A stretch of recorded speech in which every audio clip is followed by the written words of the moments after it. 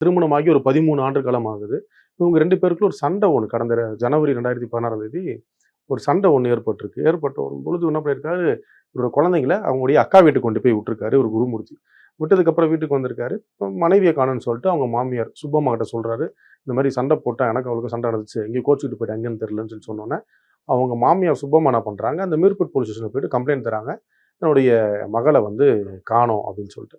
அப்புறம் அந்த காவல் நிலைய காவல் ஆய்வாளரும் என்ன பண்றாங்க, தொடர்ந்து அந்த அ வெங்கட்டமாதேவி வந்து தேடுறாங்க.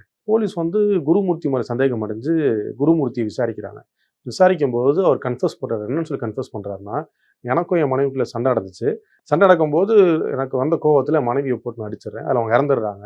பயத்துல நான் அந்த அவங்களுடைய உடல் பாகங்கள சின்ன சின்னதா வெட்டி, அத குக்கர்ல போட்டு வேக வச்சு, பக்கத்துல இருக்க ஒரு ஏரியில நான் கரைச்சுட்டேன் அப்படின்னு சொல்லி, அதான் துண்டுங்கள வேக வச்ச துண்டுகள போட்டுட்டேன் அப்படின்னு சொல்லி போலீஸ் கிட்ட அவர் கன்ஃபஸ் பண்றாரு.